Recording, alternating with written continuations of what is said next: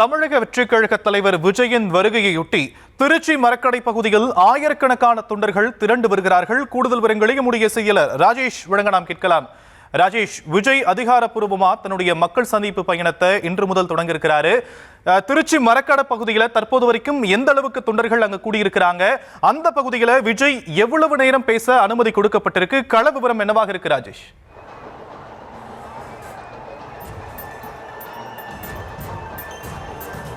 ஷாம், தற்போது நாம் திருச்சி மரக்கடை பகுதியில் இருக்கின்றோம்.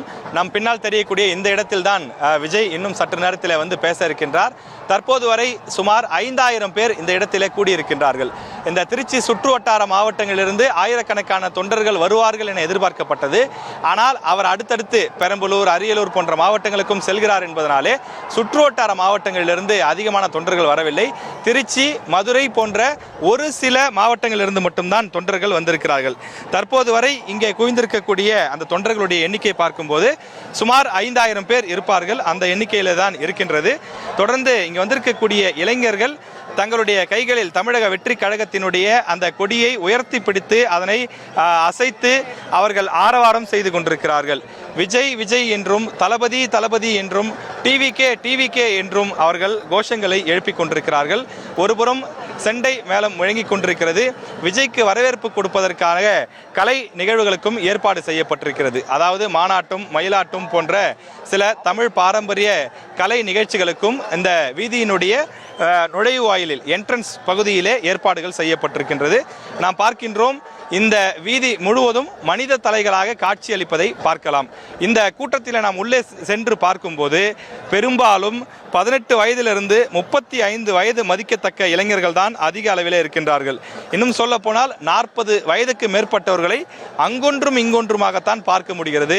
90% பேர் 35 வயதுக்கு உட்பட்டவர்களாகத்தான் இங்கு பெரும்பாலும் இருக்கின்றார்கள். குறிப்பாக பள்ளி கல்லூரிகளை சேர்ந்த மாணவர்கள் அதிக அளவில் வந்திருப்பதை பார்க்க முடிகின்றது. ஒரே பள்ளியை சேர்ந்த, ஒரே கல்லூரியை சேர்ந்த பல மாணவர்கள் இந்த இடத்திலே வந்து நின்று கொண்டிருக்கிறார்கள். டாப் ஆங்கிள் விஷுவலாக மேலிருந்து நாம் தற்போது பார்த்து கொண்டிருக்கிறோம். ஒளிப்பதிவாளர் கருப்பையா உங்களுக்கு காண்பித்துக் கொண்டிருக்கிறார்.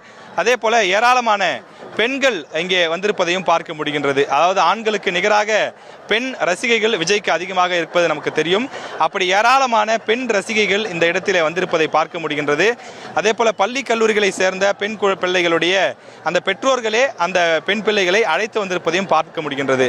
அந்த பெண்களுடைய அண்ணன் அல்லது தந்தை அல்லது முக்கியமான உறவினர் போன்றவர்கள் அழைத்து வந்திருக்கிறார்கள். அவர்கள் கையை இருக்க பிடித்து கொண்டு இந்த கூட்டத்திலே ஒரு பாதுகாப்பான இடத்தை நோக்கி நின்று கொண்டிருக்கக்கூடிய அந்த காட்சியை பார்க்க முடிகின்றது. பாதுகாப்பிற்காக காவலர்கள் நிறுத்தப்பட்டிருக்கிறார்கள். ஆம்புலன்ஸ் வாகனங்கள் ஆங்காங்கே நிறுத்தப்பட்டிருக்கிறது. விஜய் பேசுவது அதிக சப்தத்தோடு கேட்பதற்கு ஏதுவாக ஒலிபெருக்கி ஆங்காங்கே வைக்கப்பட்டிருக்கிறது. நாம் பார்க்கிறோம், மைய பகுதியிலே விஜயினுடைய புகைப்படத்தை உயர்த்தி பிடித்தபடி இளைஞர்கள் தொடர்ந்து கோஷம் எழுப்பிக் கொண்டிருக்கக்கூடிய அந்த காட்சியை பார்க்க முடிகின்றது. இந்த கூட்டம் 10:35 மணிக்கு தான் தொடங்கும் என்று சொல்லியிருந்தாலும் கூட கிட்டத்தட்ட காலை 5 மணியிலிருந்தே பலரும் இந்த பகுதியில் கூடிவிட்டார்கள். தொடர்ந்து நேரம் செல்ல செல்ல கூட்டம் அதிகரித்து வரக்கூடிய காட்சியையும் பார்க்க முடிகின்றது. விஜய் நின்று பேசக்கூடிய இடம் எம்ஜிஆர் சிலைக்கு அருகில். இந்த எம்ஜிஆர் சென்டிமெண்டோடு எம்ஜிஆர் சிலைக்கு அருகிலே நின்று விஜய் பேச இருக்கின்றார்.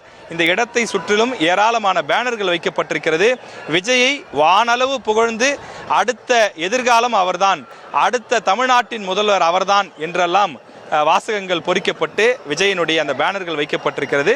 இந்த காந்தி மார்க்கெட் வரை பொது பேருந்தும் தற்போது தடை செய்யப்பட்டிருக்கிறது. இது மிக மிக முக்கியமான சாலை. திருச்சியினுடைய மிக முக்கியமான ஜங்ஷன் தான் இந்த மரக்கடை ஜங்ஷன். இந்த பகுதியின் வழியாகத்தான் அரியலூர், பெரம்பலூர், சென்னை உள்ளிட்ட பல பகுதிகளுக்கு பேருந்துகள் செல்லும். அந்த முக்கியமான சந்திப்பு தற்போது போக்குவரத்து தடை செய்யப்பட்டிருக்கிறது. காந்தி மார்க்கெட் பகுதியிலிருந்து காய்கறிகளையோ அல்லது பழங்களையோ வாங்கி செல்லக்கூடிய வியாபாரிகள், சிறு வியாபாரிகள், பொதுமக்கள் எல்லாம் கூட வேறு பகுதிகளின் வழியாக செல்வதற்கு அவர்கள் மாற்றி அனுப்பிவிட்டிருக்கிறார்கள்.